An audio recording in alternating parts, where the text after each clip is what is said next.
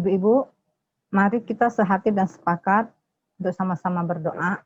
Tuhan, kami berdoa untuk komunitas CGW Betania yang saat ini sedang berlangsung, Tuhan, agar apa yang kami lakukan, Tuhan, menjadi berkat dan berdampak bagi orang-orang di sekeliling kami. Biarlah Tuhan, apa yang kami lakukan, kami dapat menyenangkan hati-Mu. Bapa, kami mau menyerahkan seluruh ibadah Betania pagi ini ke dalam kuasa tangan-Mu. Hanya di dalam nama Tuhan Yesus Kristus kami mengucap syukur dan berdoa. Haleluya. Amin. Oh Yesusku, ku mau selalu bersyukur, selalu bersyukur. Kau Tuhan yang setia, yang selalu menopang. Ku mau selalu bersyukur, selalu bersyukur. Kau Bapakku yang setia.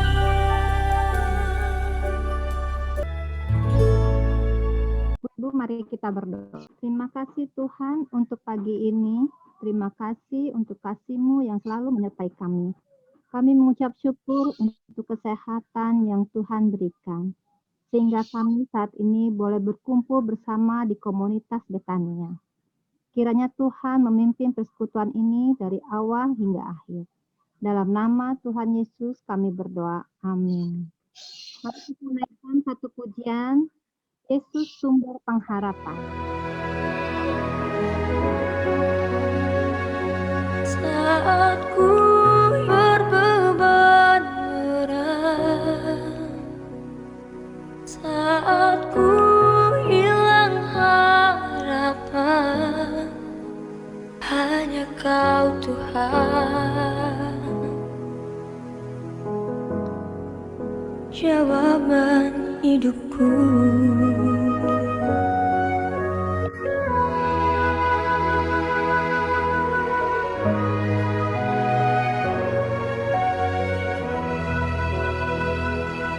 Saat dunia meninggalkan, saat dunia mencelaku, aku percaya Kau selalu bersamaku. Ibu-ibu, kita akan menyaksikan pemberdayaan kreativitas membuat kuotie yang enak.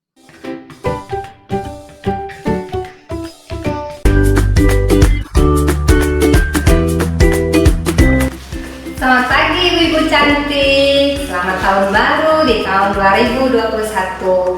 Dengan saya Cucu dan saya Yusi.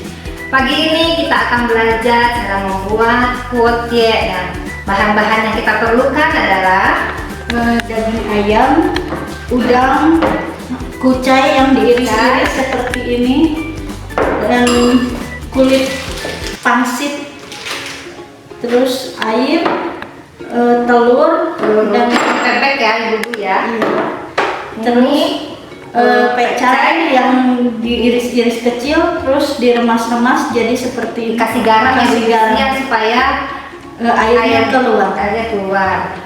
Terus ini kasih minyak wijen, garam secukupnya, dan penyedap rasa secukupnya. Kita mulai ya. Ya, kita pertama masukkan daging ayam, Dulu. terus Kemudian kita campur jadi satu. masukkan telurnya, Telur, aduk ya, tolong aduk Bu. diaduk-aduk. Iya. Minyak wijennya kita masukkan, garam,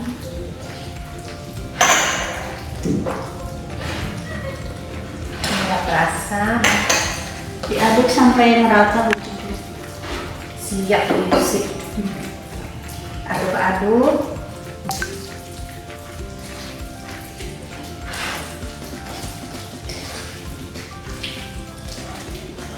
Bahannya gampang didapatin ya Bu Lucia. Nggak Susah susah. sekali memang, pasar banyak. Kita masukkan Kecap yang sudah diremas-remas.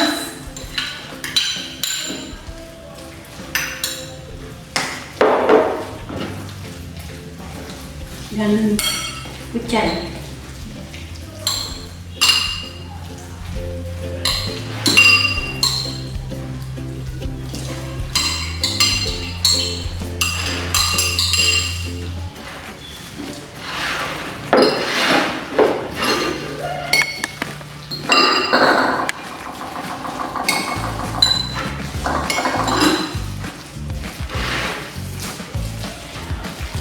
Kita aduk sampai rata, semua tercampur dengan rata.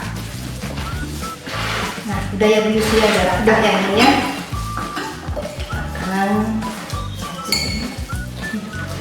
Nah, udah seperti ini, diamkan dulu selama 15 menit. Nah, sekarang kita bungkus kuotie kita dengan kulit pangsit.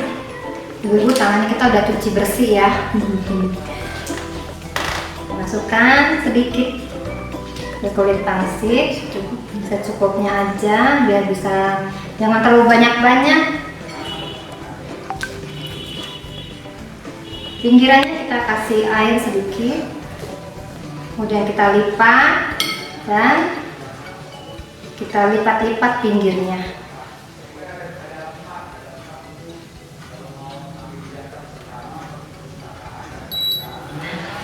Seperti ini.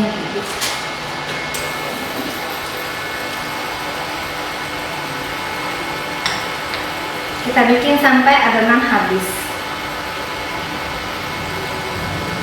Terus kita siapkan kompor, dikasih minyak sedikit. Kita beri minyak sedikit.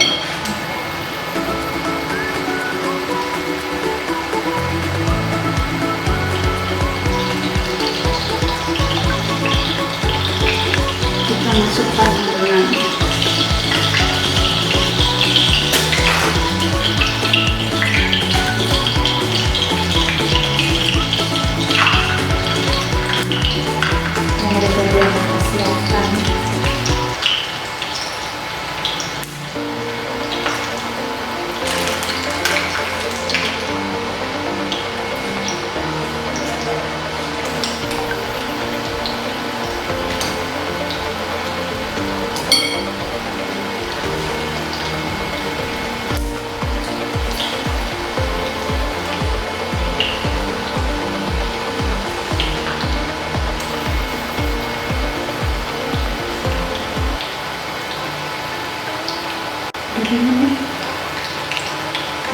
Nah, kita masukkan, kita kasih air sedikit.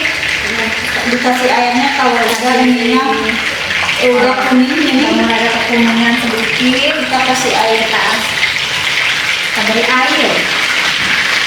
Kalau sudah dikasih air kita tutup, soalnya nanti takut mikatnya. Tunggu sampai mendidih, sampai airnya habis. Kita lihat ibu-ibu udah matang belum? Iya, Bu Cucu. udah matang ini ya. Kita matiin dulu kompornya.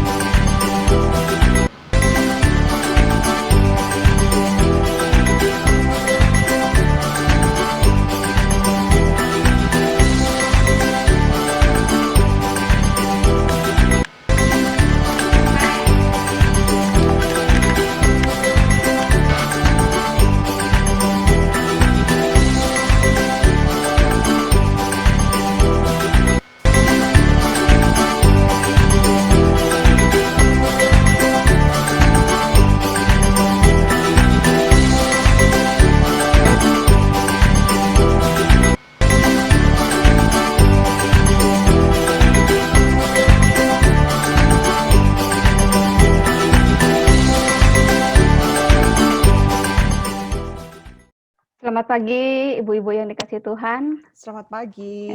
Shalom. Kameranya bisa dinyalakan supaya saya bisa melihat wajah ibu-ibu yang cantik yang luar biasa. Halo. Puji Tuhan ya. Nah, ibu-ibu, saya akan memberikan pengumuman. Ya, selamat datang ya untuk ibu-ibu yang baru pertama hadir dan juga untuk Jemaat Betania. Dan yang kedua adalah selama ibadah berlangsung, dimohon suara bisa dimatikan supaya yang pelayanan dalam ibadah maupun firman Tuhan bisa tidak terganggu ya. Selesai ibadah, diharapkan untuk tidak meninggalkan ruangan karena kita akan foto bersama setelah ibadah ini. Juga untuk ibu-ibu yang belum ada tempat untuk beribadah setiap hari Minggu, kami juga mengundang untuk hadir di dalam ibadah Minggu GKKH melalui Zoom dengan tema Ekaristos mengucap syukur. Jika membutuhkan link untuk gabung dalam ibadah, bisa menghubungi saya, Lia, atau juga teman-teman lain di gereja Alam Hidup. Memberi ucapan syukur melalui persembahan, melalui barcode yang ditampilkan ini, ataupun juga mungkin bisa transfer melalui rekening di bawah ini, atas nama Ibu Lita Kometa dengan rekening BCA 243106706. Bacakan persembahan Betania terakhir di tahun 2020 452.000. Pastikan hadir ya ibu-ibu untuk bulan depan Betania tanggal 23 Februari. Ibadah ini akan direkam dan diupload di YouTube. Mungkin ibu-ibu bisa membagikannya kepada teman-teman dan juga untuk yang memerlukannya bisa menghubungi saya. Nah, untuk pemberdayaan ibu-ibu yang mempunyai talenta atau keterampilan dalam pemberdayaan, mungkin kita untuk bisa saling berbagi dan memberkati. Kita tidak usah khawatir dengan rangkaian pengumuman yang cukup banyak yang tadi disampaikan. Nanti seperti yang diumumkan tadi, rekaman itu akan diberikan ya. Kita akan langsung masuk kepada kebenaran firman Tuhan. Kalau boleh tolong kameranya dinyalakan ibu-ibu. Saya pengen melihat wajah ibu-ibu. Ada Ibu Nani, ya, Ibu Cucu, Ibu Vera. Boleh tersenyum Ibu Vera. Kayak seperti traveling dia ya, kacamata di atas itu seperti naik bus gitu loh. Ada Lida Sutartan, ada Heni, selamat pagi Hen. Senang sekali. Ada Yemi, ada Yusi, ada Valen. Valen, udah lama nggak ketemu. Ya, hai. Puji Tuhan. Ada Acen, ya, ada Ci Apit, ada Cik Cencen, ada Cencen, Cik Cencen sampean. Ya, intinya ibu-ibu saya senang sekali kalau pagi hari ini mengawali Betania 2021 saya boleh menyampaikan kebenaran firman Tuhan. Dan kalau kita tahu firman Tuhan pada pagi hari ini cukup unik gitu ya temanya itu. Temanya apa? Saya akan share screen terlebih dahulu. Ibu-ibu, saya berharap tetap kamera tetap nyala ya. Saya tidak bisa melihat wajah ibu-ibu secara keseluruhan. Tapi saya percaya ibu-ibu tetap setia akan hadir, mengikuti, dan kemudian mendapatkan yang terbaik dari firman yang akan disampaikan pada pagi hari ini sebagai pembekalan kita di awal tahun 2021.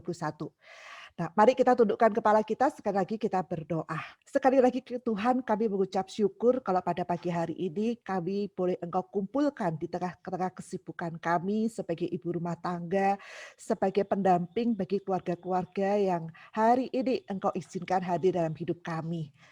Tidak mudah bagi kami Tuhan, tapi satu perkara yang kami percaya ketika Engkau menciptakan kami sebagai seorang penolong Tuhan.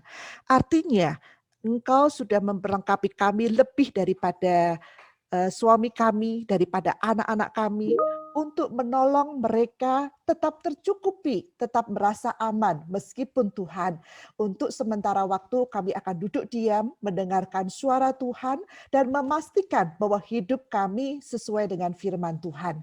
Oleh karena itu Tuhan, kami mau mengembalikan ucapan syukur kami pada pagi hari ini kepada Tuhan, dan kami rindu Tuhan boleh berbicara kepada kami. Berikan kami hati yang mau mendengar, berikan kami hati seorang murid, berikan kami hati yang mau belajar, dan mau dinasihati, mau ditegur, dan boleh menjadi berkat bagi orang-orang di sekitar kami secara khusus untuk keluarga kami. Dan kami menyerahkan secara khusus buat hamba-Mu yang akan menyampaikan isi hati-Mu Tuhan. Berkati dia dan jadikan dia alat yang hidup di tangan Tuhan, sehingga pada waktu firman itu disampaikan, kebutuhan kami sebagai wanita boleh dijawab oleh Tuhan, dan kami boleh menjadi wanita yang semakin diperkenan oleh Tuhan dan juga oleh sesama kami. Terpujilah nama-Mu Tuhan Yesus, kami menyerahkan seluruh rangkaian daripada pemberitaan firman pada pagi hari ini.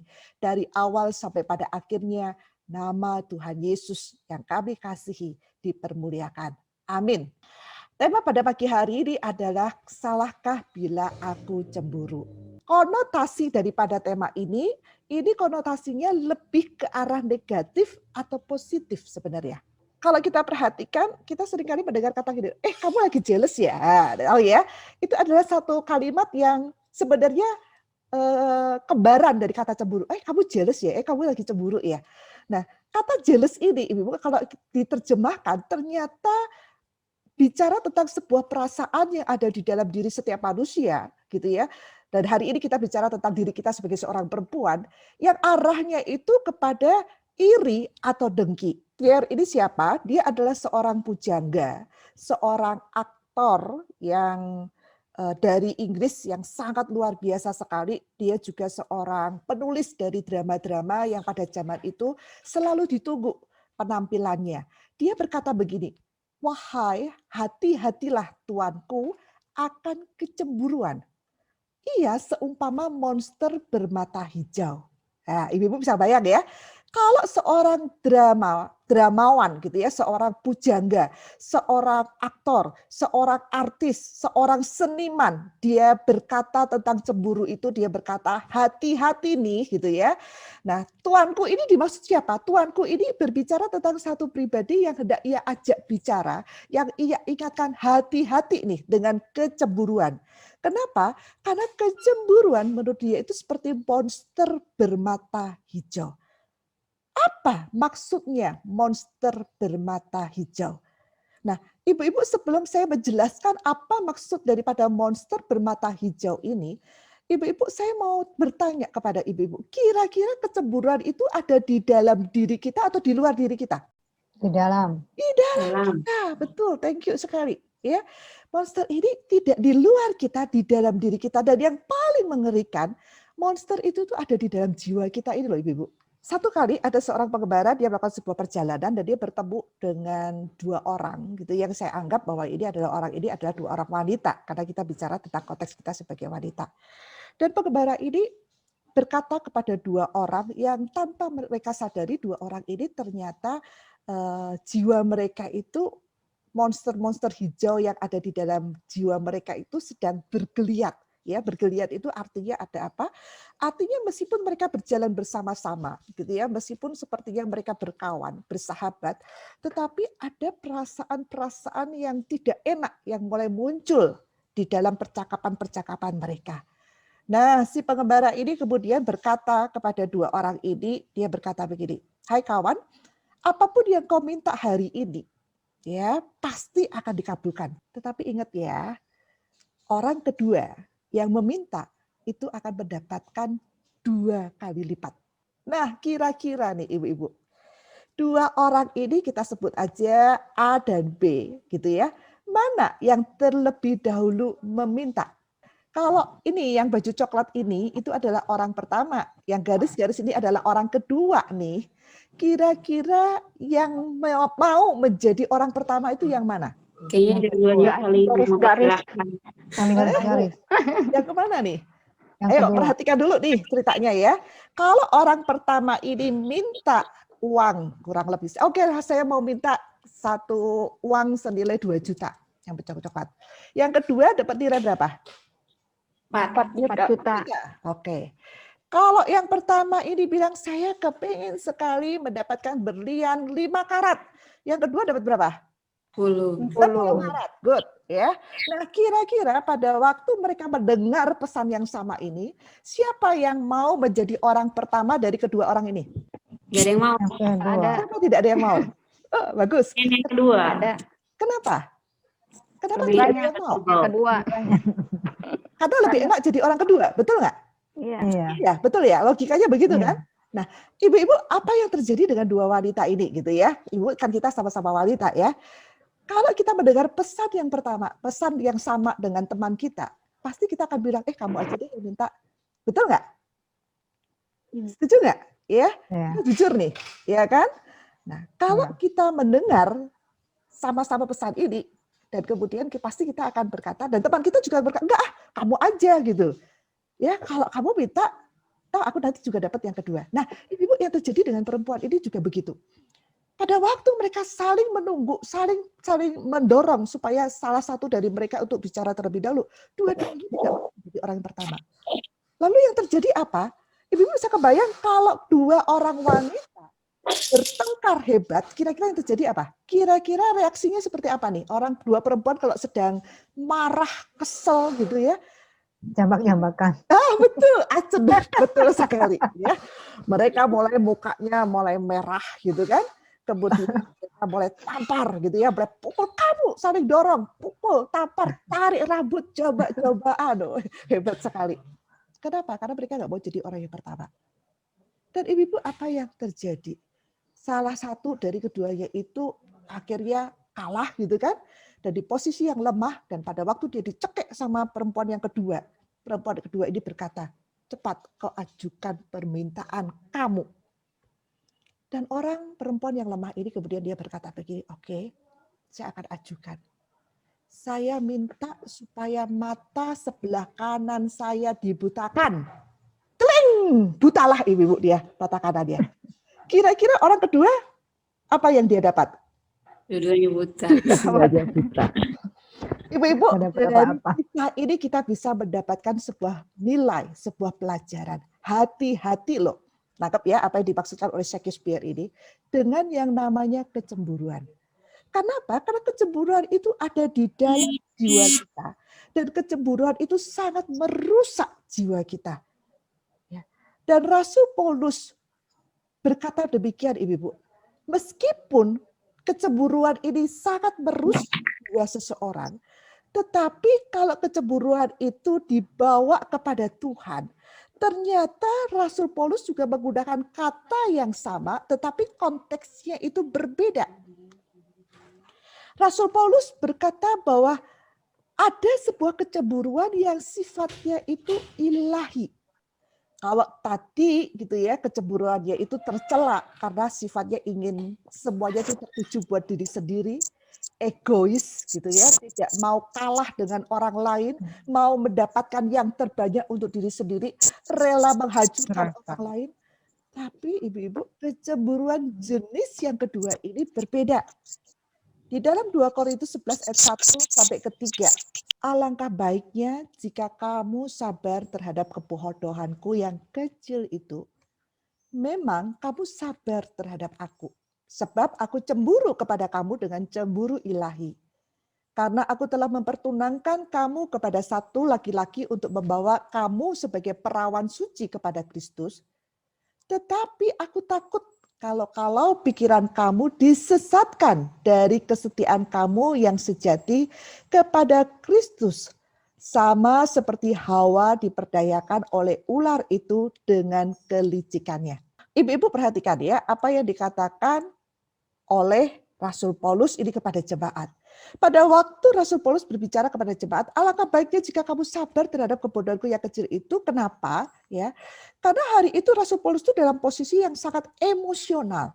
Dia emosional kenapa? Karena dia melihat jemaat di Korintus itu mulai mengalihkan fokus mereka bukan kepada Kristus lagi, tetapi kepada siapa? Kepada sekelompok orang yang mereka anggap mereka adalah ahli menyampaikan kebenaran firman Tuhan. Dan ada sekelompok jemaat lagi yang mulai bikin kelompok-kelompok kecil yang mereka merasa bahwa jemaat-jemaat lain di luar dari kelompok mereka itu adalah jemaat-jemaat yang di bawah status sosial mereka sehingga mereka tidak boleh masuk di dalam lingkungan mereka.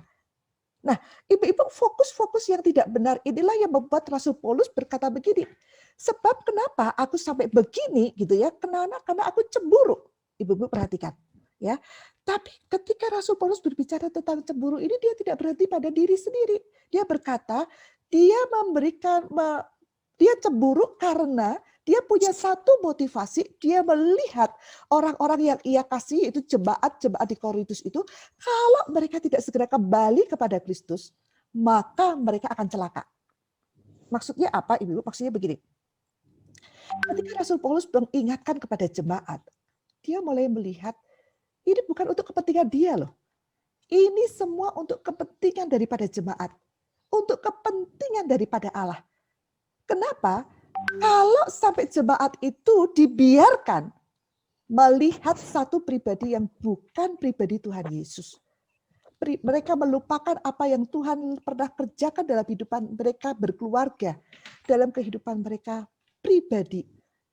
Keberhargaan diri mereka, nilai yang mereka dapatkan ketika mereka menjadi seorang yang berharga di mata Tuhan dan juga mata sesama. Ibu-ibu, Paulus mengatakan mereka itu akan celaka. Dan sebelum mereka terlambat, Paulus mengingatkan, hati-hati gitu kan. Kenapa? Karena bagi Paulus mereka adalah satu pribadi yang sudah ditebus, mereka adalah satu wanita yang harus mempersembahkan hidupnya karena mereka adalah mempelai bagi Tuhan Yesus. Dan kecemburuan ini diawali dari mana? Bukan hanya sikap mereka, tetapi Paulus mengingatkan sumbernya itu juga dari dalam diri mereka. Karena mereka tidak tahan melihat orang lain lebih hebat dari mereka. Mereka tidak tahan menganggap diri mereka lebih tinggi daripada orang lain. Mereka menganggap orang lain tidak boleh masuk dalam lingkungan mereka. Kenapa? Karena orang lain bisa membuat diri mereka menjadi tidak hebat lagi. Karena ternyata orang yang ekonominya lebih rendah, lebih hebat dari mereka. Nah, ibu-ibu bisa nangkep ya. Kenapa Shakespeare mengatakan monster bermata hijau? Karena sebenarnya monster itu ada di dalam diri kita. Ketika kita biarkan, kita tidak hati-hati menjaganya, maka ibu-ibu ada kemungkinan posisi Kristus itu tergeser. Dan monster bermata hijau yang artinya di dalam frame kecemburuan itu akan muncul di dalam diri kita. Dan tanpa kita sadari, maka ibu-ibu kita akan dikuasai sama seperti Hawa ketika dikuasai oleh ular dengan segala kelicikannya. Ibu-ibu ngeri ya, kita ini perempuan loh. Kita ini adalah perempuan yang hidup sering kali lebih dikuasai oleh perasaan daripada logika kita. Dan tanpa kita sadari, perasaan yang seharusnya membuat relasi kita dengan Tuhan kita itu begitu manis, begitu indah, yang membuat diri kita itu punya telinga rohani yang bisa mendengar dia, melihat apa yang dia kerjakan melalui kejadian sehari-hari. Itu semua bisa dibutakan, dilumpuhkan, dan kemudian digantikan oleh monster bermata hijau. Kenapa? Karena kita tidak bisa menahan diri kita sendiri untuk tidak jealous, tidak iri kepada orang lain. Tapi hari ini, ibu-ibu, Paulus juga mengingatkan, ingat, bukan berarti kamu tidak bisa memenangkannya. Karena ada satu jenis cemburu yang lain, yaitu cemburu ilahi. Dan kecemburuan ini kita bisa memastikan kepada diri kita lewat apa? Motivasi. Ketika kita merasa tidak suka, ketika kita merasa tidak senang dengan kehadiran orang lain, dengan popularitas orang lain, dengan pengetahuan, dengan keterampilan orang lain. Ibu-ibu, perhatikan motivasi kita itu apa? Apakah motivasi kita karena kita direndahkan, kita merasa terancam, atau kita cemburu karena kita ingin memacu diri kita supaya apa? Orang lain bisa ditolong oleh kita dan talenta mereka itu semakin dipertajam oleh karena kehadiran kita.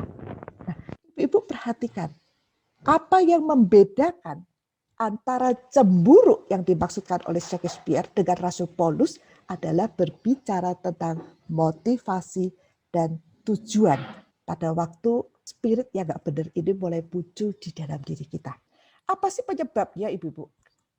Penyebabnya di dalam Galatia pasal 5 ayat 22 sampai 26 itu berkata begini. Penyebabnya itu adalah apa? Perhatikan kalimat yang saya blok begitu ya.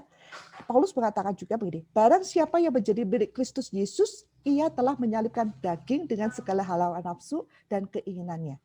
Penyebab kecemburuan yang konotasinya negatif itu adalah keinginan daging, hawa nafsu, dan semua yang ada di dalamnya. Dan kemudian di dalam 1 Petrus 2 ayat 1 dan 2 dikatakan begini. Karena itu, kalau kita sudah tahu semua keinginan yang tidak benar itu, buang. Ya, buang semuanya. Buang segala tipu muslihat dan segala kejahatannya, segala kemunafikannya, kedengkian, iri hati, dan fitnah. Dan kemudian kembalikan arah hidupmu itu kepada seharusnya yang pertama kali kita alami bersama dengan Tuhan kita. Nah, lalu bagaimana cara mengelolanya? Ya, pertama Ibu-ibu, akui di hadapan Tuhan dengan diri sendiri bahwa saya cemburu. Ya, enggak usah malu, akui bahwa ada motivasi yang klik loh. Ya, yang enggak benar nih. Akui ketika saya melihat Vera semakin dipakai, semakin diperlengkapi dengan pengetahuan, pada waktu Cien memuji, aduh Vera itu sekarang, gitu kan. Terus kemudian pada waktu saya mendengar, kalau kening saya berkerut, hati saya enggak enak. Nah, Ibu-ibu harus saya menguji nih. Saya senang karena Cien melaporkan Vera sekarang sudah diperlengkapi pengetahuan tentang kekristenan, tentang bagaimana menolong orang itu dengan lebih daripada yang pernah saya pikirkan. Kalau hati saya nah, kemudian mata saya sudah nggak enak, Ibu-ibu hati-hati. Jangan-jangan saya mulai dikuasai kecemburuan. Nah, kalau sudah itu mulai muncul, Ibu-ibu segera peka. Ya, jangan menyangkal gitu ya. Kenapa? Karena nggak ada gunanya. Tapi segera akui gitu di hadapan Tuhan. Tuhan, ada yang nggak beres nih hatiku. Tuhan tolong saya. Nah, pada waktu kita mengakui gitu, dengan diri kita sendiri, dengan Tuhan, dan juga dengan Tuhan, maka Ibu kita itu akan dihindarkan dari apa? Dari tuduhan-tuduhan yang nggak penting. Ya, seringkali kita itu menjadi kecil hati, rasa nggak sejahtera karena kita dituduh dengan hal-hal yang memang awalnya kita lakukan, tapi sebenarnya kita sudah memutuskan untuk tidak melakukannya. Tetapi Ibu-ibu pada waktu kita peka nih, maka tidak akan sampai namanya damai sejahtera itu akan dihilangkan dari diri kita. Ya.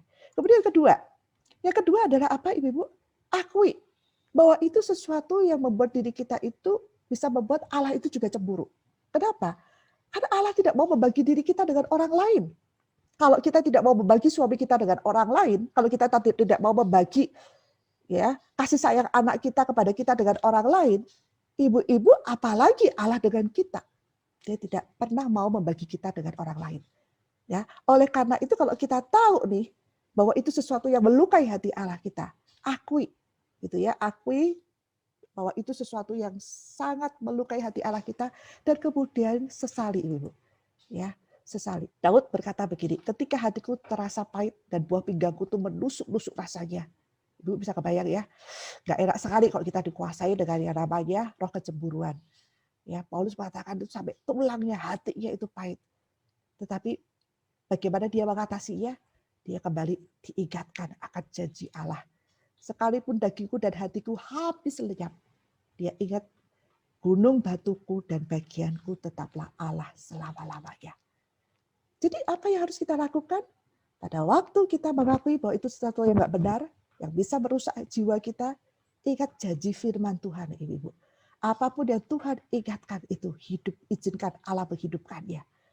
Ya, dan pada waktu itu dilakukan, maka Ibu-ibu, kepahitan, rasa sakit itu akan diangkat oleh Tuhan kita. Kemudian yang ketiga adalah apa? Belajar memiliki sudut pandang Allah. Ya, apa maksudnya belajar memiliki sudut pandang Allah? Kemarin ada satu ibu di pemuritan itu bertanya begini, Sebu, apa sih maksudnya memiliki telinga rohani, memiliki mata rohani, itu maksudnya apa? Maksudnya begini, tidak semua anak Tuhan bisa melihat kejadian itu dari sudut pandang mata Tuhan. Ya, kalau kita bisa melihat apa yang menimpa kita di tahun 2020 dan sampai hari ini sepertinya tidak ada perubahan. Belum tentu Ibu-ibu, perempuan lain yang mengalami seperti kita, mereka tidak bisa melihat Tuhan.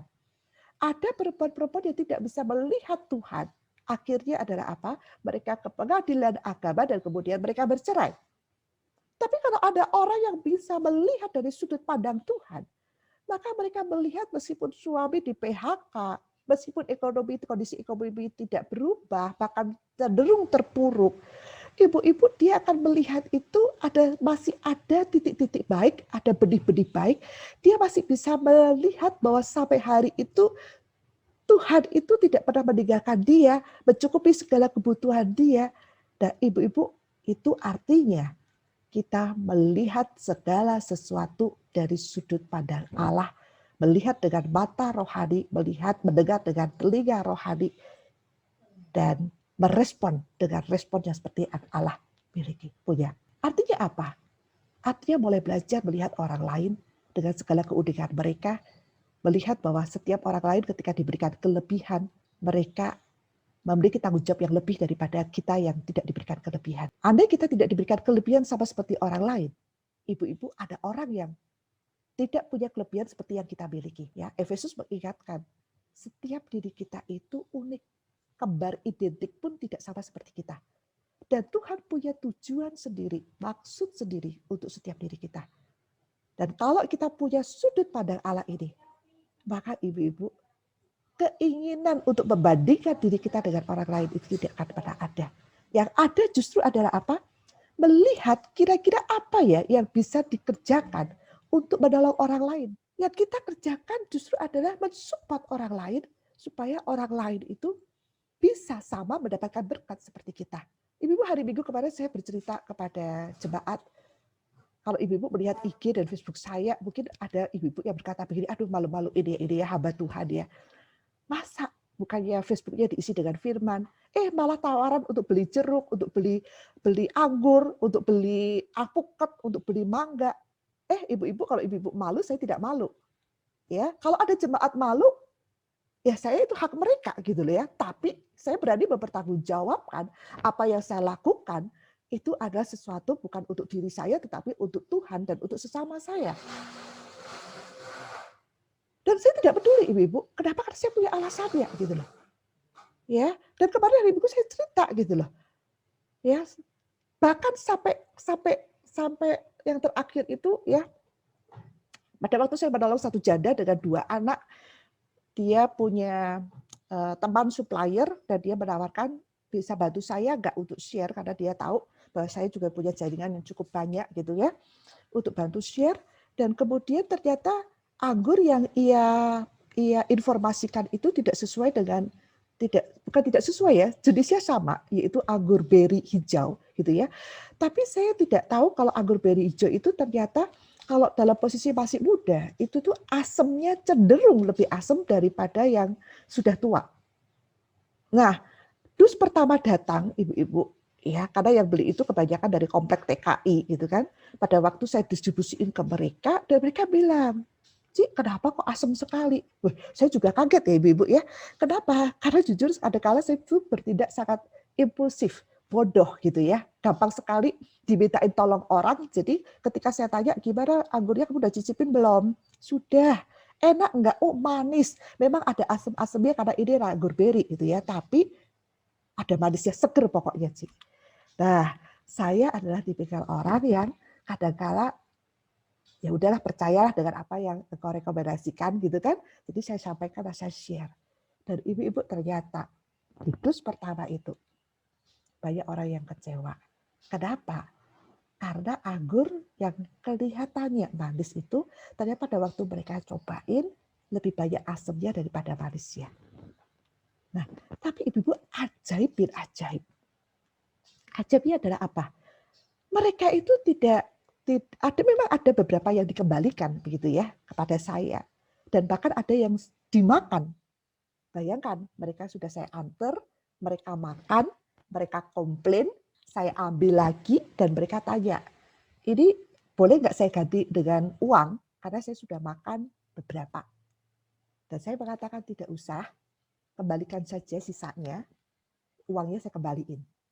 Ya, ibu-ibu itu kebodohan saya selanjutnya. Tapi luar biasa ibu-ibu.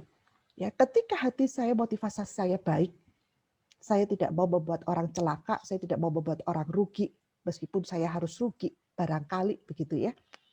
Tapi ibu-ibu, Tuhan itu tidak pernah menahan berkat untuk saya. Kenapa? Dus-dus itu berdatangan. Orang sampai hari ini yang terakhir ini pesan saya tidak bisa memberikan lagi. Kenapa? Karena dalam satu dus anggur itu cuma ada 9 kilo dan saya harus menjadikan ada 10 bungkus dan saya harus menjadikan 9 kilo. Sedangkan 10 bungkus itu cuma 9 kilo. Jadi bisa kebayang ya, saya jual 1 kilo itu satu bungkus itu 1000 gram, tapi di dalam dus itu ada 10 bungkus tidak ada 10 kilo, cuma 9 kilo. Jadi artinya satu bungkus itu saya harus korbankan untuk memenuhi supaya lainnya itu kurang lebih bisa mencapai 1000 gram. Nah, itu kebodohan lagi selanjutnya. Tapi anehnya ibu-ibu, ya dari sekian banyak orang itu memang ada kurang lebih sekitar 3 orang dikembalikan dan saya kembalikan uang mereka. Tapi anehnya ibu-ibu, yang beli meskipun mereka ada komplain, mereka tanya lagi gitu loh, masih ada nggak anggurnya? Dan ada beberapa list nama yang saya tidak berikan, saya tidak bisa layani mereka kembali. Kenapa? Karena saya sudah tidak mau jual eceran, saya mau jualnya dus. Nah, tapi dari sini ibu-ibu kita bisa melihat nggak? Ketika kita menjalani hidup kita dari sudut pandang Allah, artinya melihat dari cara pandang Allah, menyikapi dari cara pandang Allah, dari mata rohani, dari telinga rohani, dari perilaku rohani, meskipun kelihatannya bodoh bagi orang lain, tapi ibu-ibu, Allah itu tidak mempermalukan kita dan tidak menahan berkat kita, bahkan mempercayakan lebih. Dan asal ibu-ibu tahu, saya bukan hanya jual 1 dus, 2 dus, tapi lebih daripada itu. Dan sisa dari penjualan saya, itu 1 piring yang cukup untuk buat saya dan anak-anak dan juga suami saya makan. Tidak harus berlebihan, tetapi tidak juga berkekurangan dan baru kemarin anggur terakhir saya makan. Oleh karena itu apa yang kita lakukan? Miliki ibu-ibu sudut pandang Allah ini. Dan kalau kita memiliki, yang ada dalam diri kita cuma apa? Memikirkan kebaikan orang lain, mendoakan mereka, ya. Dan kalau kita tahu orang jealous dengan kita tahu orang itu memfitnah kita nggak akan tergoda untuk membalas. Justru kita doain mereka, Tuhan kasih pengertian kepada orang itu. Aku sudah tidak bisa kasih pengertian. Doakan dia. Dan kemudian adalah apa? Yang lain? Coba ibu-ibu lihat. Kalau ada satu orang yang dipakai lebih daripada kita. Jangan menarik diri. Tapi coba berdoa ke Tuhan, tanya ke Tuhan, kira-kira apa yang bisa aku bantu lagi dengan komunitas ini. Ya, tadi Ibu Lia mengatakan, kalau ibu-ibu punya talenta, ibu-ibu punya keterampilan, ibu-ibu kalau ibu-ibu berdoa dan Tuhan minta itu bagikan. Nah, kemudian keempat. Jadi mulai belajar membangun hidup itu dengan keyakinan, ya, bukan dengan penampilan. Maksudnya adalah apa? Tidak usah pusing ibu-ibu dengan orang yang bisa memimpin pujian, bisa yang suka tampil, tidak usah pusing. Suka bisa berbicara, tidak usah pusing. Ya, tetapi yakini saja ibu-ibu, kesalahan kita tidak dihitung berapa banyak pelayanan kita lakukan, tetapi kesalahan kita di hadapan Allah dihitung bagaimana kita merespon dia ketika kita dipercaya oleh satu hal oleh Allah. Apakah kita mau membagi atau kita menahan untuk diri kita? Ya, kenapa?